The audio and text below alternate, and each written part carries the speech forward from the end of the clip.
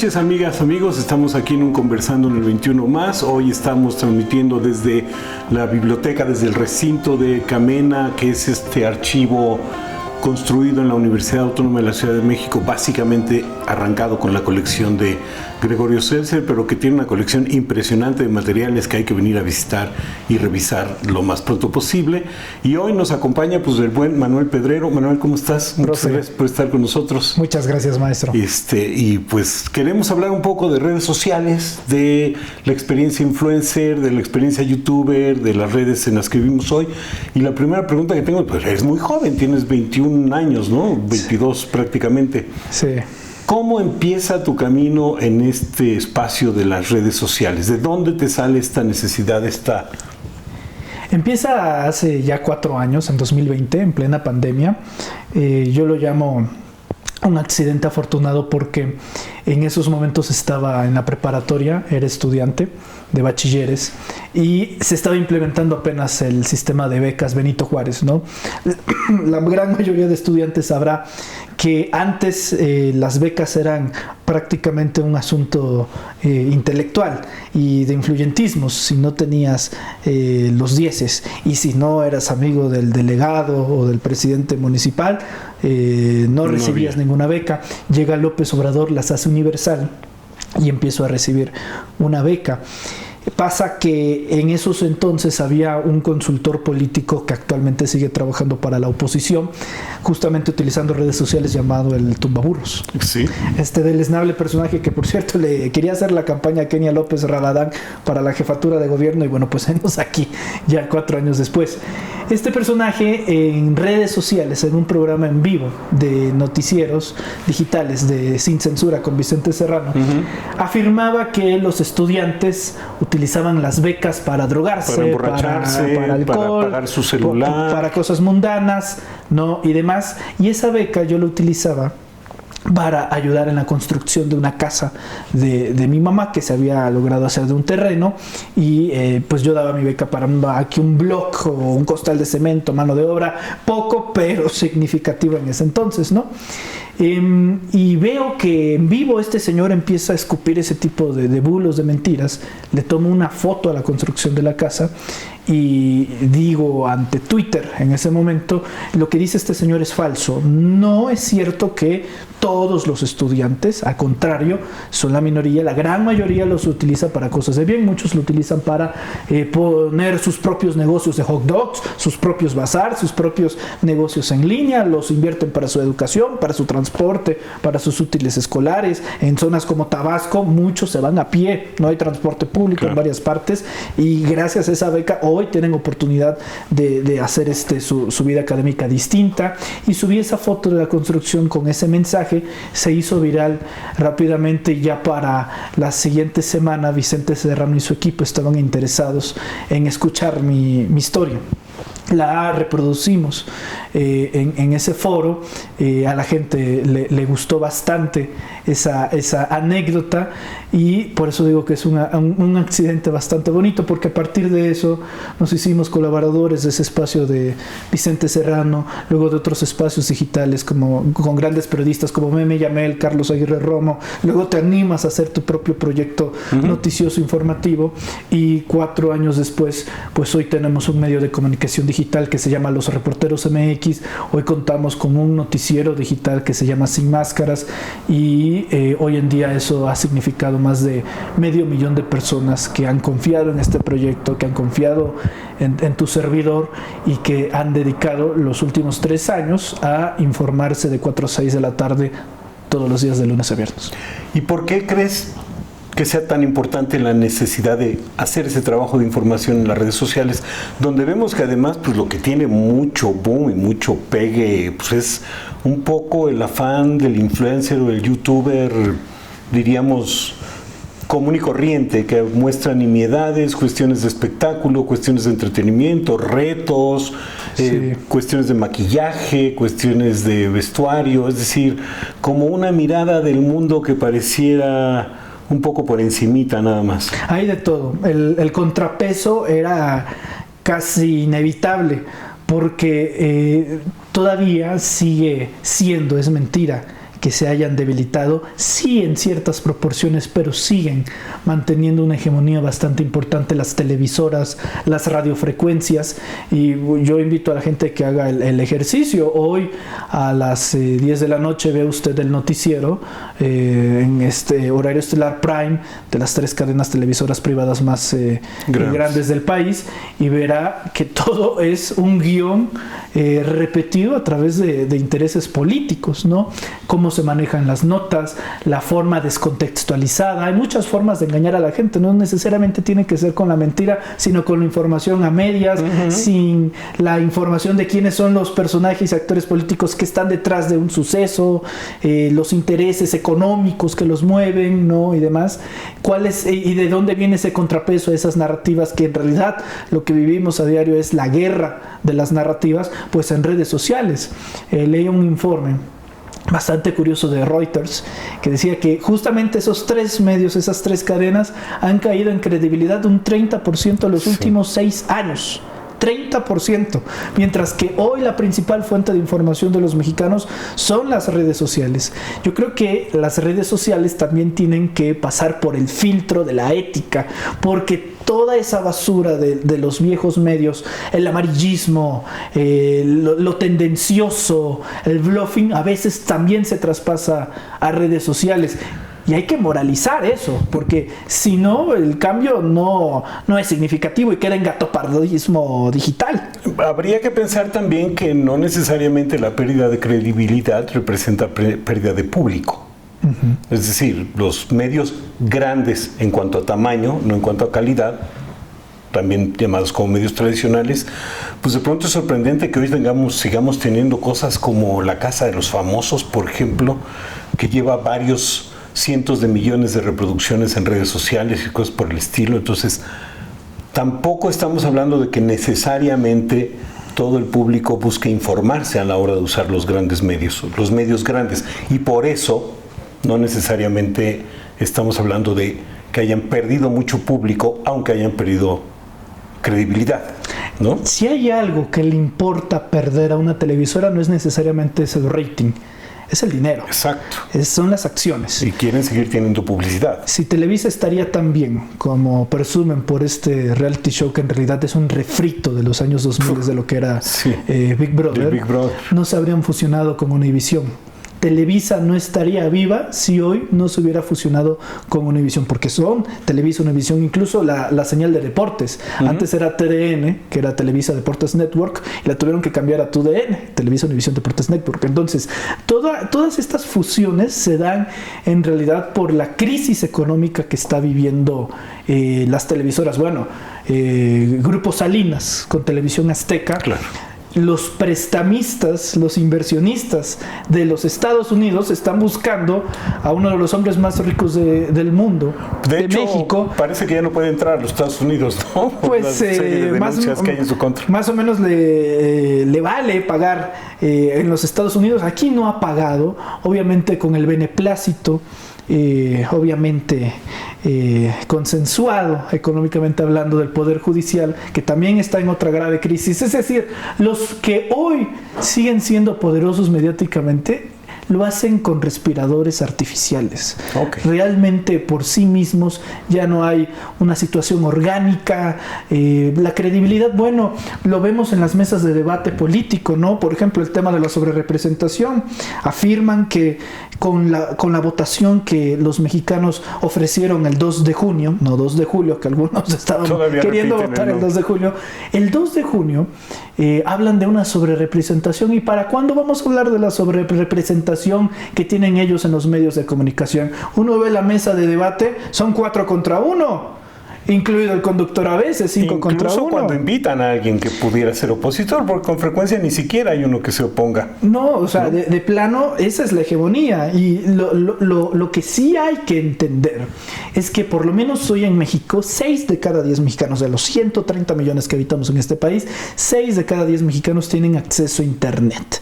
Ese 40% es todo un universo que no tiene acceso a Internet y que la única forma de informarse que tiene de esta gente que vive en las zonas rurales, en las rancherías, en los ejidos. La única forma que tiene de acceso a la información es a través de las frecuencias de televisión abierta, y que para nuestra de radio, que para desgracia nacional, son los mismos de siempre. No conocen el trabajo de los periodistas de redes sociales. Si hay algo que le debe de temer en extremo a las televisoras, es la digitalización entera del territorio nacional, en la que ni siquiera la más grande empresa de comunicación de este país, propietaria de toda la red de telefonía celular y de internet, pues ha invertido. Por ejemplo, hay muchas zonas del país en las que esta gran empresa no ha invertido en hacer las instalaciones técnicas necesarias. Es decir, tampoco tienen el interés de, aunque en sus anuncios digan que todo el país es territorio de esta marca, no es cierto. Quiero dar un paso más atrás y regresar a tu iniciación en las redes sociales. Sí. ¿Cómo empezó a hacer esa interacción? Vas con Vicente, generas estos nuevos lazos, generas tu canal, los reporteros, y empieza a tener un público importante. Estamos hablando en efecto de más o menos 500,000, un poco más de 500,000 de suscriptores hasta ahora. ¿Cómo es la retroalimentación con quienes te siguen, te ven, te escuchan? ¿Cómo pasa por ahí? Donde no necesariamente todos lo vivimos, porque no todos estamos metidos en las redes todo el tiempo en esa mecánica, ¿no? Sí. Sobre todo, aquí hay una diferencia generacional muy importante. Sí, lo bonito de las redes es que es la gente la que construye. No cometer el error de que quien aparece en pantalla es, como suele suceder muchas veces en radio, es el mandamás de la noticia. Muchas veces hay contraste. Hay contraste en el chat. De hecho, nosotros tenemos una frase, como medio de comunicación, nuestra frase es: comunicación al servicio de la nación. Y si así no lo hiciéramos, que el chat lo demande. Que nos lo demande. Decimos que el chat se regula con el chat, y es totalmente verdad. La gente muchas veces entra en conflicto ante una situación polémica, ante una situación política. Hace poco se creó, para efectos de la grabación al día de ayer, se creó por primera vez en México la Secretaría de la Mujer. Uh-huh. Y aunque no lo sea impensable, hay muchos que no están convencidos de eso, que de manera sorpresiva o no, son hombres, ¿no? Los hombres ahora dicen cómo debería de ser la Secretaría de la Mujer, y luego sacan argumentos del estilo: ¿y por qué no hay una Secretaría de hombres? Exacto, escuchaba eso esta mañana. Sí. Otros lo llaman ridículo, directamente ridículo. Y lo es. Nada más que para mí este tipo de cosas también es normal, porque la radicalización normalmente conlleva un proceso de cambio profundo, y lo vimos en la independencia, lo vimos en la reforma, liberales contra conservadores, en la revolución, hacendados contra campesinos, y lo estamos viendo ahora en este proceso, que yo lo tengo bastante bien claro, que son los nacionalistas contra los neoliberales, ¿no? Uh-huh. Y parte del neoliberalismo ha llevado a la melancolía de recordar que hace apenas 70 años, se le dio el derecho a la mujer a votar. Es decir, hay abuelas y madres entre nosotros, que no podían votar. Uh-huh. Y hoy están a punto de ver a una mujer tomar protesta como jefa de Estado. Eso hace de una vanguardia fenomenal, que ni siquiera el mal llamado país más democrático del mundo, que son los Estados Unidos, que por cierto no lo es, en lo absoluto, ha gozado de ello. Siempre hemos hecho vanguardia. México fue uno de los primeros países en el mundo en tener a un presidente afromexicano como Vicente Guerrero, a un presidente indígena como Benito Juárez, a presidentes con grados académicos, que mira que no nos fue tan bien con ellos, y también lo contrario, presidentes que no llegaron ni siquiera al 3er grado de primaria, como el general Cárdenas, y resultó en una franca maravilla, y ahora en una primera mujer presidenta. Entonces, esa vanguardia, esa radicalización de los hechos, no del discurso, de los hechos, naturalmente que encuentra ese tipo de fricciones, y se ve constantemente en redes sociales. Muchas resistencias de mucha gente, no solamente de varones, no solamente de hombres, sí, sino incluso, desgraciadamente, también de algunas mujeres, ¿no? Y está muy bien, pero al mismo tiempo es algo generacional. Curiosamente, claro, cada generación que nace suele ser más rebelde al anterior. Sí. Entonces, por ahí alguien decía que el primer deber de la juventud siempre tiene que hacer enojar a los mayores. Y eso ha pasado toda la vida, toda la existencia. Y yo encuentro bastante gratificante que posiblemente sea esta generación la más politizada de la historia de México. Ha habido un proceso de politización, no solamente de la generación joven, sino de mucha gente que incluso antes declaraba públicamente: a mí eso de la política no me interesa, sin darse cuenta que la política estamos todos inmersos en ella todo el día, aunque creamos que estamos actuando o digamos que no estamos actuando en lo político. Nuestro hacer cotidiano tiene un sentido y un efecto político. Estamos inmersos, no podemos escapar, es inevitable y vivimos de ello. Nadie puede escaparse. Entonces, ¿a ti cómo te ha ido con la interacción? Te preguntaba hace un momento.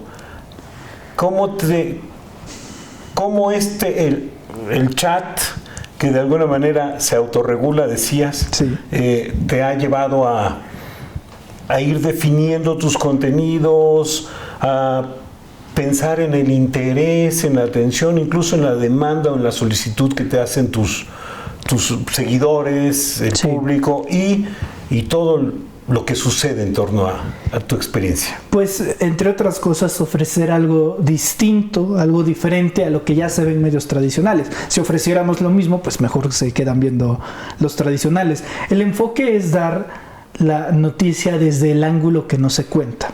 Por ejemplo, hace unos pocos días el presidente de la República, el presidente López Obrador, afirmaba en una conferencia de prensa que existía una persecución política contra el exgobernador de Chihuahua, Javier Corral. Los medios de comunicación lo calificaron como: López Obrador defiende a exgobernador prófugo. Otra, López Obrador revela cómo más de 100 millones de pesos de los Estados Unidos, del gobierno de los Estados Unidos, fueron a parar a las arcas de Mexicanos contra la Corrupción y la Impunidad, liderada por María Amparo Casar y Claudia X González, que llegará más o menos el 3.135.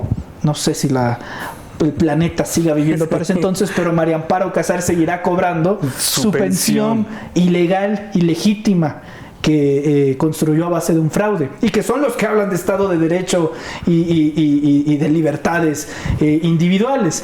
Y López Obrador revela que el gobierno de los Estados Unidos financia a Mexicanos contra la Corrupción, y los medios, como lo califican, otra vez Andrés Manuel ataca a organismo independiente que investiga la corrupción de su gobierno. A los organismos autónomos independientes. Vamos a hacer una pausa. Regresamos en un momento en esta divertida e interesante charla con Pedro y en un momento seguimos.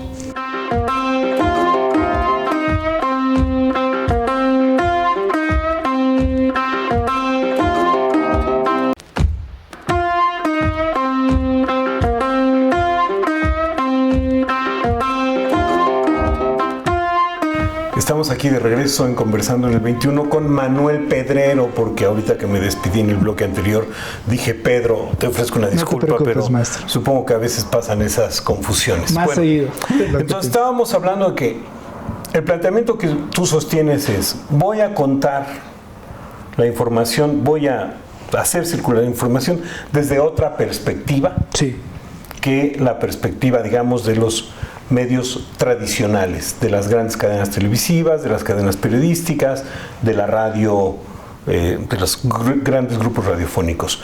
¿Cómo encuentras, cómo construyes esa otra perspectiva?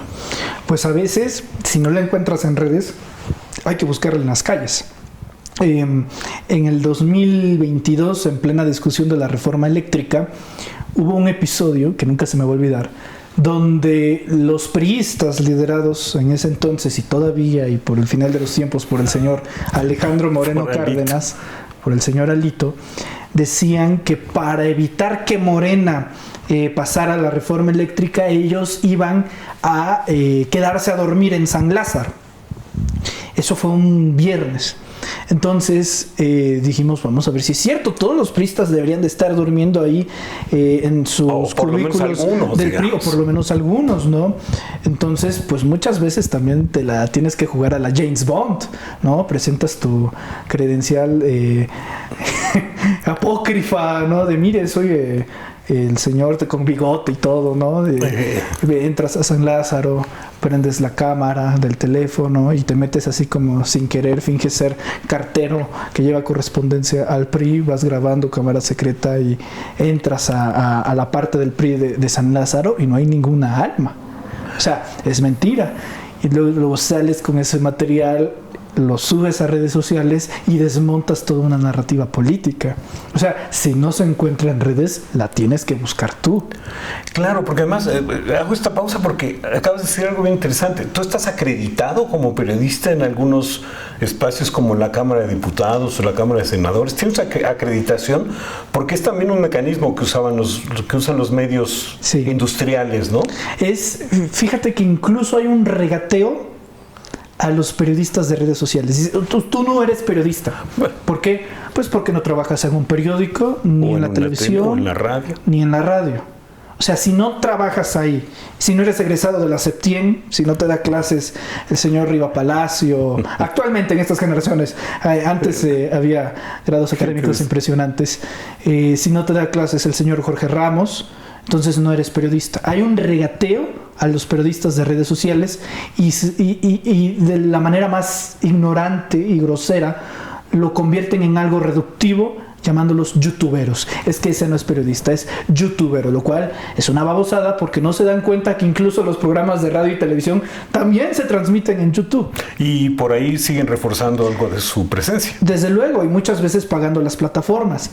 Pero lo que a mí me tiene bastante tranquilo es que la máxima institución de este país, como lo puede ser la Presidencia de la República, por lo menos en el caso de un servidor, me acredita como periodista. Al ir a Palacio Nacional y tener la oportunidad de tener interlocución con el titular del Ejecutivo Federal y hacerle una pregunta, eso ante los ojos de la máxima institución te convierte, te hace un periodista y lo eres. Hay distintos géneros periodísticos y hay distintas formas de expresar los géneros periodísticos, y no lo digo yo, lo dijo en su momento la Suprema Corte, que se reconoce como periodista a todo aquel que haga crónica, que haga columna, que haga análisis de opinión, que fue el fotoperiodismo, el cineperiodismo, y que lo haga en todos los medios tradicionales y redes sociales. En lo personal, a mí no me interesa entrar en ese debate porque ¿qué interés puedo tener que gente como Ciro Gómez Leiva, Joaquín López Dóriga nos reconozca como periodistas? El mejor homenaje y sentido de que estamos haciendo las cosas bien es que no nos reconocen como periodistas, y qué maravilloso, porque compartir gremio o llamarle colega a una persona que goza esa contextura moral y periodística, pues no solamente te diría que no es de mi interés, es la mayoría del gremio que tenemos en redes sociales, acreditados en Presidencia de la República, en Cámara de Diputados, en Cámara de Senadores. Me alegra mucho saber que la próxima manda más, la próxima presidenta, pues que hay que decirlo, la presidenta, va a hacer también conferencias mañaneras. Es un ejercicio muy saludable, no solamente para los medios de comunicación, sino para la ciudadanía. Entonces, sí, periodismo libre, que eso es lo que muchos no han terminado de entender.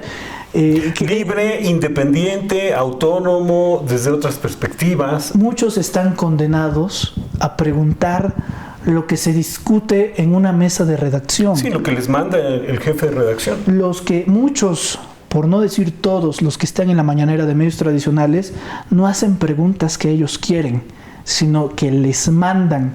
Y es normal, porque es la relación obrero-patrón, y está muy bien y se respeta, pero que esa misma gente sea la que impute a que este tipo de comunicadores les envían o siembran preguntas desde el poder, pues es una falta de respeto, porque quienes realmente siembran las preguntas desde el poder económico son la gente que hemos visto en Palacio Nacional, donde hay una libertad tan natural como el viento, y donde el propio presidente López Obrador puede estar redactando un manuscrito al presidente de los Estados Unidos, como poner la imagen de Benito Bodoque en la mañanera, así de surreal y de ambigua, de extrapolar puede resultar la conferencia. Entonces es un privilegio, y aparte sí rescato este dato, pues a mis 21 años de edad sí es un privilegio del tamaño del planeta el poder tener esa oportunidad de darle diálogo, de hacerle preguntas al presidente López Obrador. Cuando antes no se le podía hacer prácticamente ninguna pregunta a ningún presidente. A ninguno. Pero a ver, cuéntame algo muy particular de la participación en la mañanera. ¿Qué te dicen los reporteros de los medios tradicionales? ¿Cómo es el intercambio con ustedes? Porque una cosa es la política y el discurso del medio. Pero en esta convivencia cotidiana se me ha ocurrido pensar que a veces hasta les debe dar un poco de envidia, ¿no? Es un salón de secundaria. Es un salón de secundaria, un comportamiento verdaderamente infantil. Se hacen grupos como en la secundaria. Aquí están los VIP, a los que no puedes hablar ni voltear. Bueno, ha habido gente que ha agredido verbal y físicamente a muchos de nosotros. Es gente que cuando el presidente nos da la palabra y tomamos el micrófono, ellos que están sentados atrás, se escucha, ya viene a preguntar este pente. Así, de plano. Ajá. O de, ya se perdió. De secundaria. Un nivel verdaderamente paupérrimo el de esta gente. Y que naturalmente, pues claro, que está molesta con nuestra existencia por una simple razón. Muchas de sus preguntas son de manera formulada para atacar. Tratar de meter el pie. Para desestabilizar a López Obrador. Si nosotros preguntamos antes que ellos, la configuración de su pregunta ya no se puede hacer con la intención original. Y es algo que entre compañeros hemos clasificado como preguntas rompeolas. Ya. Porque si no logran preguntar primero y lograr su cometido, quienes sufren son ellos por las represalias del jefe. Sí, claro. Porque necesitaban una primera plana para perjudicar al presidente y no lo lograron. Entonces yo creo que de ahí radica esencialmente el conflicto. Se me haría banal pensar que sería una situación es que ellos concentran seguidores en redes sociales. Pues eso y la nada, por lo menos para mí, pues es lo mismo, porque ni te hace mejor ni peor persona.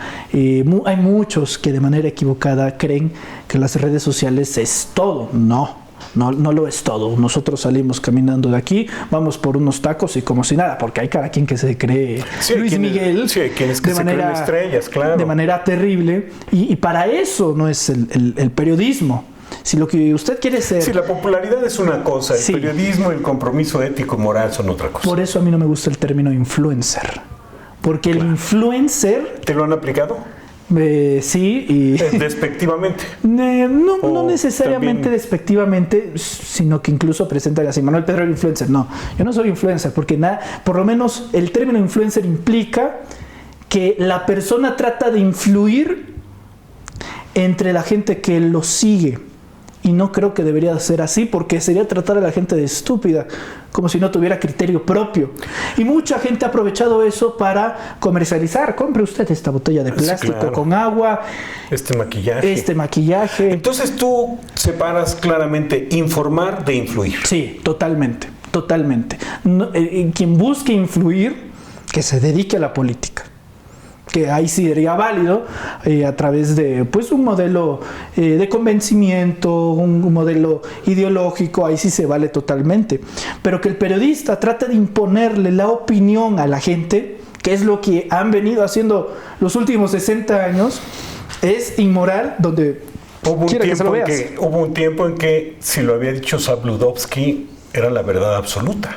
¿Y quién lo iba a refutar? Si no había manera de refutar, porque ni siquiera había diálogo.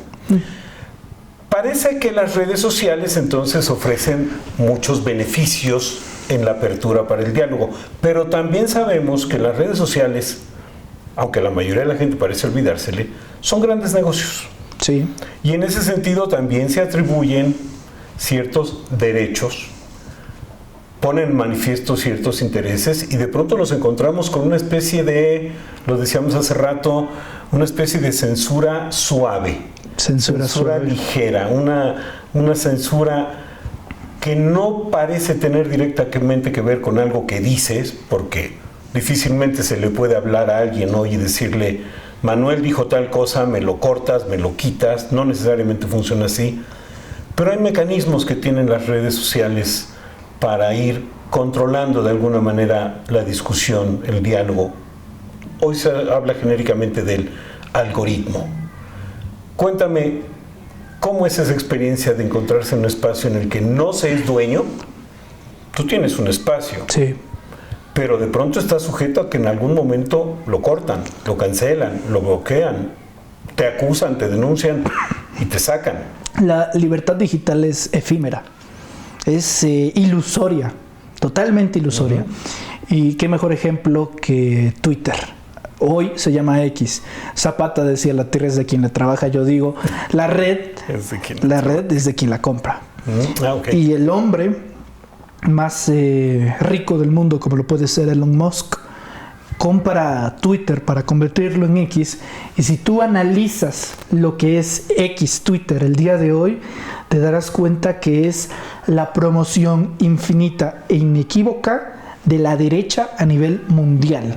Y de una manera muy violenta. Descarada. México es el segundo país a nivel mundial con mayor tasa de fake news, de noticias falsas. Solamente nos gana Turquía. De manera inverosímil se empezó a crear esta narrativa de el narcopresidente. Más de 400 millones de tweets. ¿Cómo es eso? ¿Cómo pueden haber 400 millones de tweets acerca de un hashtag llamado narcopresidente? Sí, uno, 130 millones de mexicanos, 400 millones. Y dos, solamente el 10% de los mexicanos tiene Twitter. Exacto. Y de ese 10% está comprobado en estudios, la gran mayoría son usuarios de clase media alta o clase alta. No es la gente de a pie, no son las bases sociales, que la mayor parte de ellas están en Facebook, en YouTube, en TikTok. Para mí, Twitter es el retrete de México. Y yo creo que es el retrete de las redes sociales, porque en verdad ahí ha sido la cancha donde no solo en México, sino en muchos países del mundo se hacen los ataques más viscerales, más violentos, más agresivos, sobre todo en campañas políticas o en el golpeteo a personalidades sobre diferentes temáticas como el movimiento feminista y el movimiento de las mujeres y en general los movimientos de la diversidad. En esa red social, en todas, pero en esa particularmente, puede haber declaraciones horripilantes, muy, muy sucias. Y no pasa nada. El machismo, la misoginia, el nazismo, el fascismo, todo es un buffet y no pasa absolutamente nada. Ahora, lo que pensaríamos es, creemos nosotros nuestro propio Facebook, nuestro propio sistema de redes mexicano. Voy a cometer una infidencia, pero en su momento el vocero presidencial, Jesús Ramírez Cuevas, me dijo que lo habían intentado. Es imposible. La cantidad de servidores sí, es un asunto de veras impresionante. Es imposible de momento que el Estado mexicano cree su propia red social. No se puede. Es insostenible. El Estado ruso creó una. El Estado que Los chinos han creado alguna. BECAC, Beca. algo así. BECAF. Bueno, los chinos aprendieron rápidamente porque no se quedaron nada más en lo local. Dijeron, necesitamos tener el mismo acceso a los datos en las mismas cantidades que lo posee Facebook. Y ahí tienes TikTok. TikTok que vino a revolucionar completamente a tal grado que Facebook, Instagram, YouTube han tenido que copiar el modelo de contenido rápido de TikTok. Entonces, al final de cuentas, las redes sociales, el espacio de libertad es totalmente ilusorio. Y lo mismo va a pasar con nosotros. Hoy es una ventaja. Mañana podría ser el fin. ¿Qué es lo que creo que necesitamos? Porque ¿qué es lo que va a detener a los directivos de YouTube, de Facebook, de Instagram, de las redes sociales, cuando se comente algo que va en contra de sus intereses? Si nosotros hacemos un reportaje de cómo Coca-Cola está dejando en sequía total a diversas áreas en el país y el principal patrocinador que aparece en los videos de omitir 5 segundos es Coca-Cola, ¿qué decisión va a tomar YouTube? Pues desde luego cortar cabezas.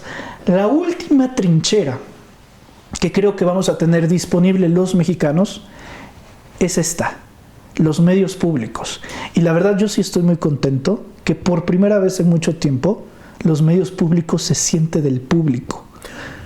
eso es una bendición y hay que fortalecerla. Por eso espacios como este, estimado maestro, no solamente lo agradece un servidor, sino miles, millones de mexicanos. Porque yo creo que el gran valor y la gran relevancia de los medios públicos hoy es precisamente que están formando parte de esta transformación, porque antes pues estaban también perfectamente alineados al modelo. Parece que una cosa que generaba el contenido de los medios públicos era que no compitieran en contenidos, en calidad, con los grandes medios tradicionales, con los medios industriales, porque pues al sistema político, lo que le interesaba era el gran medio publicitario y propagandístico, y los medios públicos eran vistos de pronto incluso hasta como estacionamientos, o peor de los casos, cuando algunos periodistas o creadores de contenidos, que entonces no se llamaban así, llegaban a los medios públicos, se hablaba un poco de que ya habían caído en la desgracia, como si hubieran ido a Siberia, o sea, se había terminado. Pero porque los dejaron morir. Sí, los dejaron morir, pero era como una intención gubernamental de, bueno, sí, mantengámoslo, pero que tampoco vaya a crecer mucho. Nuestros amigos de los medios industriales no se vayan a ofender. Vamos a hacer la pausa que sigue y ahora regresamos con Manuel Pedrero, a seguir platicando. Gracias.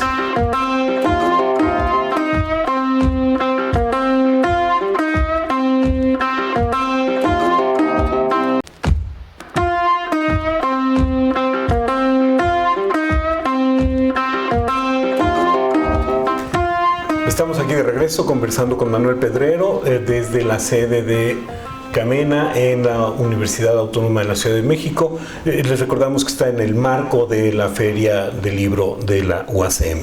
Entonces, te preguntaba, en las redes sociales no todo es felicidad, no todo es tan horizontal como a veces pareciera ser. Y pues seguramente en algún momento también te has encontrado con ciertos mecanismos de censura. Hablábamos de esta censura ligera o de esta otra que se llamaba shadow banning, le dicen, ¿no? Esta especie de ensombrecimiento para algunos contenidos generados por diferentes creadores. Hablábamos hace un momento del caso de la televisión rusa, por ejemplo, que a partir de del conflicto entre Rusia y Ucrania, que en realidad es entre Rusia y la OTAN, pues de pronto lo prohibieron en todos los sistemas europeos. No tienes cobertura. En México ni siquiera se puede ver de pronto, antes estaba en algún sistema de cable, ahora solamente está en el sistema abierto. Y es medio complicado, y lo bloquean, y a veces hasta las referencias a estos medios pues no circulan, no se mueven. Russia Today, invirtió dinero de manera muy legítima, como cualquier medio de comunicación puede hacerlo, invirtió en publicidad. En publicidad aquí en la Ciudad de México, sí. Y lo pusieron publicidad en el metro, en algunos espectaculares. ¿Y qué fue lo que dijeron? No, es que Martí Batres es comunista.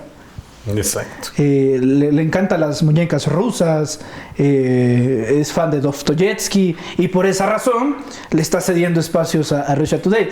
Es decir, también los medios de comunicación occidentales en general son bastante bobos. Son bastante bobos porque la censura funciona como un boomerang. Sí, siempre. Entre más prohibido está, más atractivo se vuelve para la gente. Sobre todo en este tiempo en el que hay tanto acceso a tanta información y a tantos medios. Antes, para buscar un punto de vista diferente, por decir en los 80s, un punto de vista diferente a la televisión, lo mejor era irse a las calles y encontrarse con voceadores, comunicadores de pie, volantes, y te enterabas de cosas que nunca ibas a ver en la tele. Hoy estamos a un clic de distancia. Me basta con buscar en Google, y si no en Firefox, y si no, se me explico, en diferentes servidores, sí. en diversos buscadores. De verdad, la verdad, o por lo menos la otra versión, ya no es tan difícil de encontrar. Y los mecanismos de censura en los medios digitales son en efecto censura suave. Si por accidente yo tengo una transmisión en vivo y pasa una camioneta a todo volumen con una canción, por decir algo, del gran Juan Gabriel, pues entonces ahí va a empezar el algoritmo a detectar, está reproduciendo música de Juan Gabriel, no le dimos permiso para poner el Noa Noa, por favor proceda usted a poner un strike un reclamo y de esa manera bajar el alcance, cuando no es deliberado o cuando se usan ciertas palabras. En YouTube, si tú dices Palestina, no va a tener el mismo alcance que una transmisión que no contenga esa palabra, o la propia Russia Today. Es interesante porque son los medios que aseguran que la libertad se encuentra en redes sociales. No, las redes sociales prácticamente ya se convirtieron en organismos regulados por los propios gobiernos, y también, desde luego, son los mecanismos que utilizan los poderosos para acosar o, en su defecto, buscar sancionar, ya sea económicamente o con vida en cárcel, en prisión, a los que nos dedicamos en redes. El caso de Ricardo Salinas Pliego me parece el más simbólico. Más de 20 comunicadores denunciados, demandados en los Estados Unidos, además. Fíjate cómo es. La denuncia, porque hay que distinguir de demanda-denuncia, la hace en la Fiscalía de Jalisco. Porque la Fiscalía de Jalisco, y esto me lo han dicho varios abogados, una de las más cochinas y más corruptas de las 32 entidades federativas. La mete en Jalisco, pero ¿qué pasa? Tú, para denunciar, necesitas saber pues dónde vive la gente que vas a denunciar. Y como el INE no le dio los datos personales porque no había una orden judicial válida, no había un argumento, lo que hacen es irse a Silicon Valley, en California, donde están todos los CEOs y las sedes de las empresas. Entonces lo que hace es pedirle a través de la Fiscalía la solicitud de 20 comunicadores, y allá en Estados Unidos, si se niegan, el capitalismo funciona de maneras muy esporádicas, crea mala fama a las redes entre accionistas y cede la información personal de esos comunicadores. Y, por ejemplo, en Twitter, para que tú estés verificado con la palomita azul, necesitas pagar una suscripción para que te dé la palomita azul, y para verificar, corroborar tu identidad, necesitas datos. Te piden literalmente una foto de tu INE. Anverso y reverso. Anverso y reverso. Entonces, una de dos: o Elon Musk te afilia al PRI, sí, o ya tienen tus datos personales, tu domicilio, tu fecha de nacimiento, y toda esa información cae en manos de un hombre sediento de venganza ante la complejada existencia misma. Como decía Cabral, pobrecito mi patrón, piensa que el pobre soy yo. Este hombre es tan pobre que lo único que tiene es dinero. Y es normal que este tipo de cosas pase entre los multimillonarios, porque al haber comido en todas las partes del mundo, al haber visitado todas las partes del mundo, y ya cuando el Big Ben te parece un juego de Monopoly, pues empiezas a hacer locura y media. Y Ricardo Salinas Pliego acusa, fíjate nada más, de terrorismo financiero a estos comunicadores. ¿Por qué? Por decir lo obvio, que el señor debe 64,000 millones de pesos a los mexicanos. Esa información es oficial, está corroborada por el sistema de administración tributaria. Si yo digo eso en redes sociales, es un dato verídico. Sí, concreto, e ir en contra de eso viola, entre otras cosas, el más sagrado de los derechos que debe de tener un periodista, que es la libertad de expresión. Pero también viola el derecho a la ciudadanía, que esa es otra que casi no se habla, del acceso a la información. Yo tengo derecho no solamente a hablar, sino a estar informado, y que este señor busque tapar, censurar la información, secuestrar. Es lo que te digo, lo vuelve a ser más atractivo. Banco Azteca va abajo, al igual que Grupo Salinas, y que todos sus negocios, y la verdad me parece extraordinario que la gente decida tener ese tipo de comportamientos ante una gente que no paga sus impuestos, ante un usurero digno de los que corrió Jesús del templo. O sea, de veras, es una cuestión que solamente se ve en estos tiempos, porque ¿cómo es posible que otros grandes empresarios hayan comprendido los tiempos, excepto que se cree llanero solitario? Y para su mala fortuna, creyó que con toda esta, porque ahí te va un dato, con toda esta guerra digital de narcopresidente, hay una agencia digital en Latinoamérica que se llama Atlas Network. Sí. Atlas Network, que reside en Argentina, por cierto, y que ayudó bastante a Milei en su campaña de redes sociales, tiene un director regional aquí en Latinoamérica y se llama León Salinas, que es primo de Ricardo Salinas Pliego. Ya. ¿Qué es lo que yo veo y lo que yo siento? Que aún con todo el dinero del mundo, con la maquinaria, con la estrafalaria inversión de desinformación, la gente no ha caído. Eso es invaluable. Claro, porque de alguna manera estamos viendo aquí sí, horizontalidad en la que ni con todo ese poder, ni con creerse propietario de la verdad, no solo de los medios, creerse en condiciones de poder censurar, de poder decir ciertas cosas y prohibirle a los demás, porque uno de los argumentos de ese señor ha sido con frecuencia el de la libertad de expresión.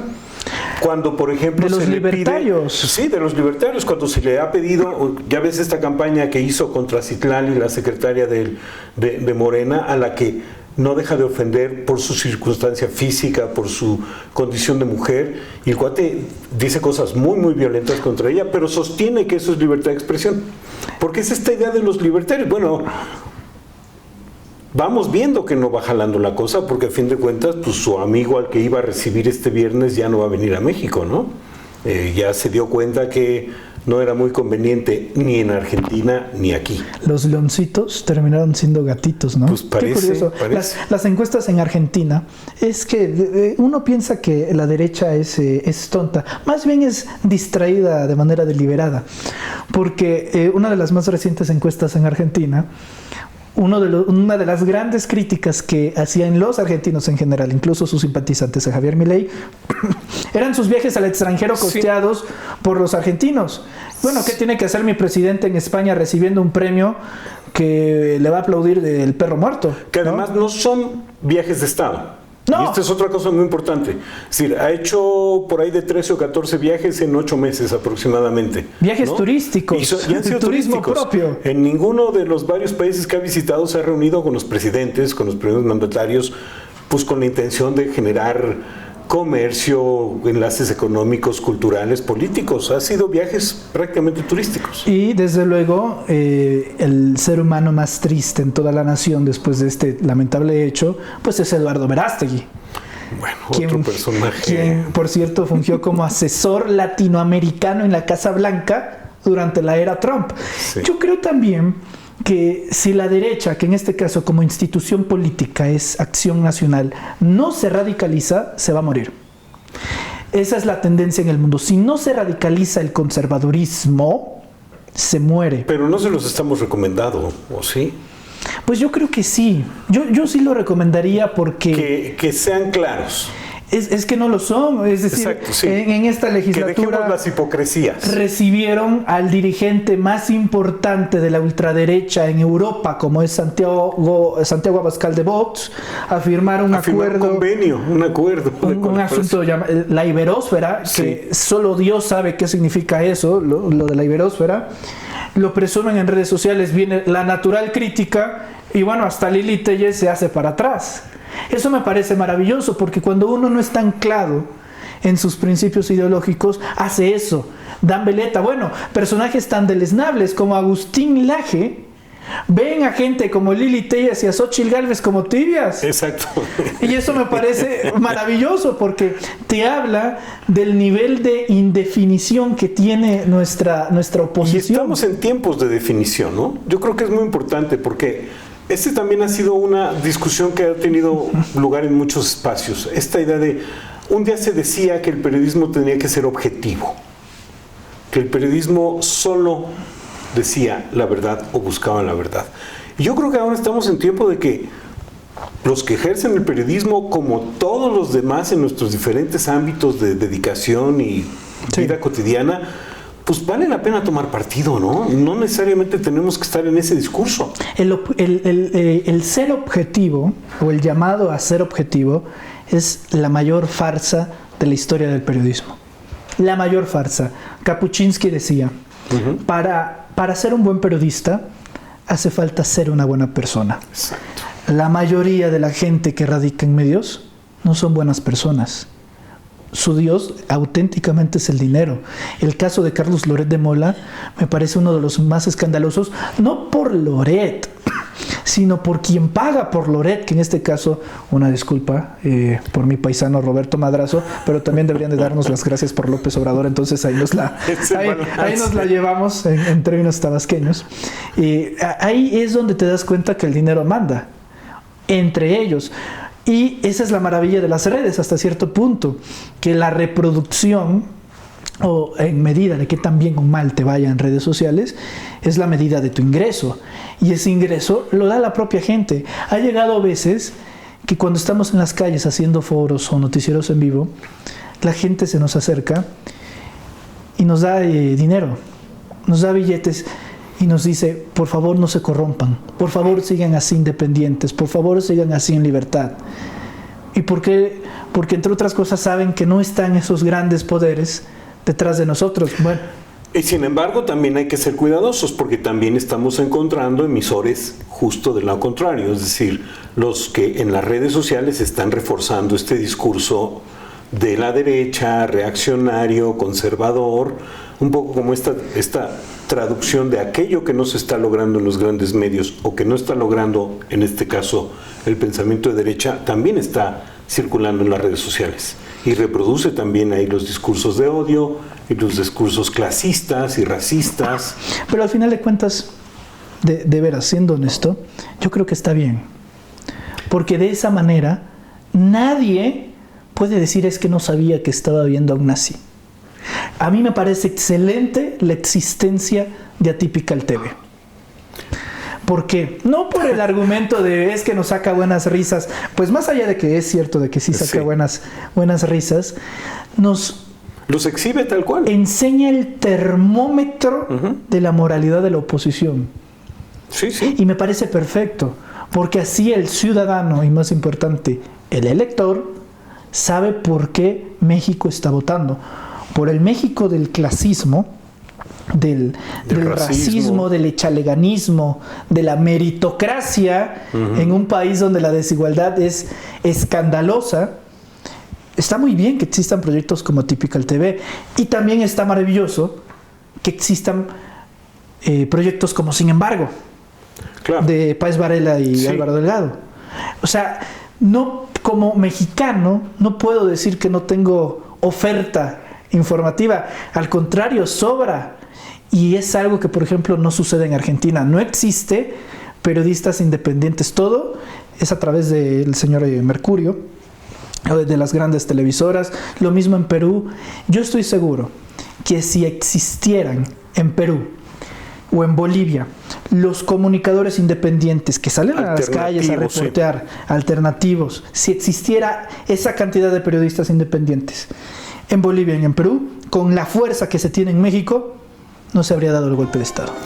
Claro, ellos... Sí, aquí estamos... Porque la gente hubiera salido. Porque aquí estamos, diría yo, como gozando de una condición especial. Es decir, están pasando cosas que se combinan y que están llevándonos a esta especie de... pues una nueva realidad, una nueva circunstancia en la que es importante que pues todos asumamos la responsabilidad, porque al fin de cuentas en redes sociales o en los medios tradicionales uno acaba exhibiéndose, uno acaba enseñando el cobre, diríamos en buen mexicano. Y bueno, pues esto transcurrió rapidísimo, nos tenemos que ir, querido Manuel, pero ha sido un gustazo esta plática y ojalá podamos hacer otra pronto y seguimos en contacto. Y a ustedes, amigas, amigos, les agradecemos muchísimo que nos hayan acompañado en este Conversando en el 21. Nos vemos en el siguiente. Hasta luego.